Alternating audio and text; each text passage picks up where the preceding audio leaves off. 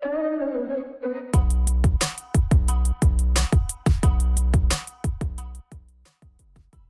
Along जिसका मतलब होता है पहुंचना या आना, मतलब कि टू अराइव। एग्जाम्पल देख लेते हैं। अगली गाड़ी 1 घंटे में आएगी। Next train will be along in an hour. Be away जिसका मतलब होता है कहीं बाहर काम से या छुट्टी पे जाना, मतलब कि be elsewhere on holiday etcetera. Example देख लेते हैं। वो काम से थोड़े हफ्ते के लिए बाहर गई है। उसका भी इंग्लिश में कैसे कहोगे? She is away on business for some weeks. Be cut out for जिसका मतलब होता है किसी के लिए योग्य होना या कुछ जरूरी गुण होना, मतलब कि be suitable have the necessary qualities. Example देख लेते हैं। कुछ लोग कुछ चीज के लिए योग्य नहीं होते। उसका भी इंग्लिश में कैसे कहोगे? Some people are not cut out for something. Be cut up जिसका मतलब होता है नाराज या परेशान होना, मतलब कि बी अपसेट। एग्जाम्पल देख लेते हैं। पार्थ परीक्षा में फेल होने के कारण बहुत ही परेशान था। उसका भी इंग्लिश में कैसे कहोगे? Parth was very cut up about failing the exam.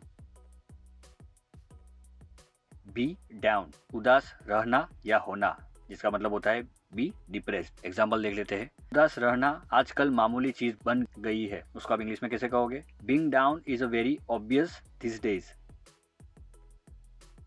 Be down उसका दूसरा मतलब ये भी होता है कम होना या काटा होना।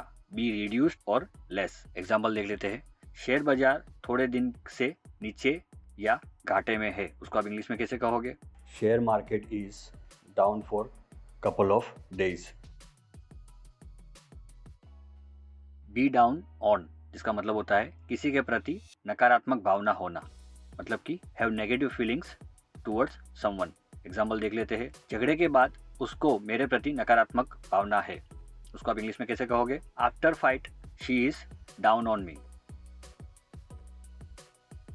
बी डाउन विथ जिसका मतलब होता है बीमार होना, मतलब कि बी इल। एग्जाम्पल देख लेते हैं। आज मैं बुखार की वजह से बीमार हूँ। उसको आप इंग्लिश में कैसे कहोगे? I am down with fever today.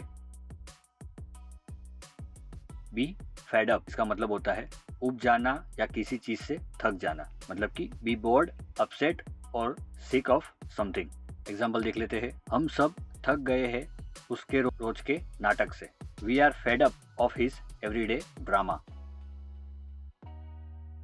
B in जिसका मतलब होता है घर में या काम पे होना, मतलब कि बी एट होम और एट वर्क। एग्जाम्पल देख लेते हैं। वो कभी घर पे नहीं होता।